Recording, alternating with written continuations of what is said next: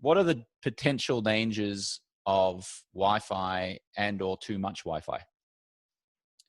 This is a tricky and harder to answer question. When we think about wireless transmission in general, so we're talking about EMF and RF.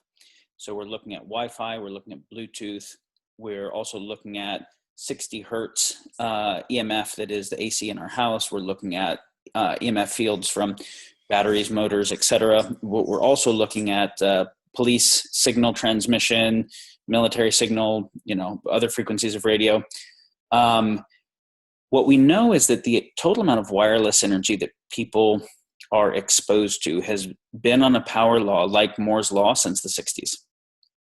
As we have had more cell towers and more satellites and more frequencies, we are doubling the amount of transmission that we're exposed to, something like every 18 months.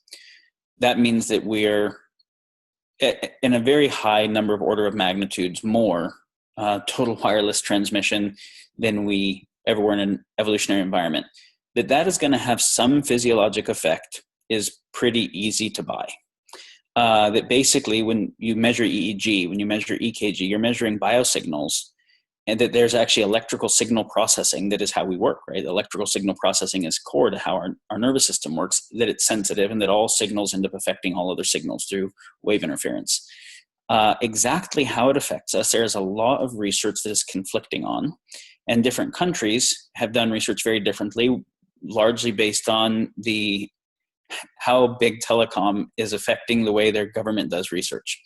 Very much like pharma effects of government funding research. So we're actually doing a meta-analysis and structured review of all of the research done from all the countries in the world right now on the topic of wireless transmission, and potential cancer effects, potential oxidative effects of sub-ionizing radiation in humans and other biology. So we actually should have the best information on that topic available soon, but we still have a lot of interpretation to do. And when you're doing meta-analysis where the initial pieces of data that you're looking at are questionable to begin with, it's tricky. But I would say that for people to be thoughtful about their exposure is warranted, and to take easy steps like not keeping your cell phone near your bed at night and not having unlimited amounts of cell phone and other access and turning your Wi-Fi router off at night. Just the easy steps one can do seem very well warranted. And anecdotally, many people who have left cities and went to places where they had almost no wireless exposure in deep wilderness describe psychoneurodynamics, especially sleep issues, but anxiety, anorexia going away. Now, whether that's just because being in nature is beautiful, whether it's the stress of the city, whether it's smog, there's so many factors that's close to meaningless on its own.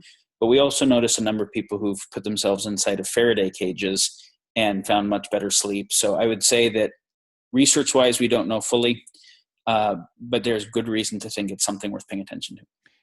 Is it possible that 10, 20 years or 2 years or whatever, we're going to realize that cell phones and Wi-Fi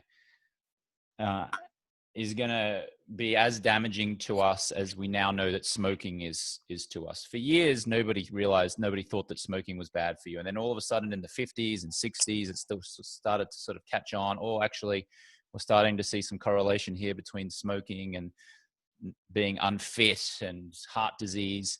Is it possible that one day, not so long from now or a long time from now, we're going to wake up and go, damn, I cannot believe we were using the Wi-Fi. I can't believe we were using cell phones. We were absolutely killing ourselves.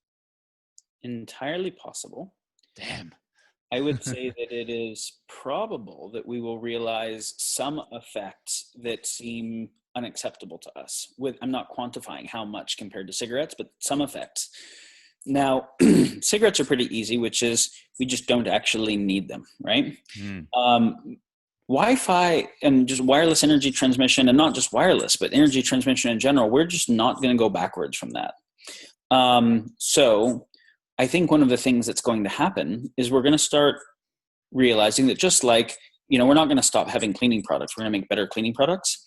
where we pay attention to how the molecules and the cleaning products actually interface with biology, I think we're going to start paying attention to understanding biosignals better and what are the primary kind of EEG, EKG, cellular signaling biosignals that are most sensitive, and starting to develop wireless transmission thoughtfully in terms of the spectral ranges that it works in to how it'll interface with biology, where, like Tesla hypothesized, that it could actually be a healing force rather than a illness force.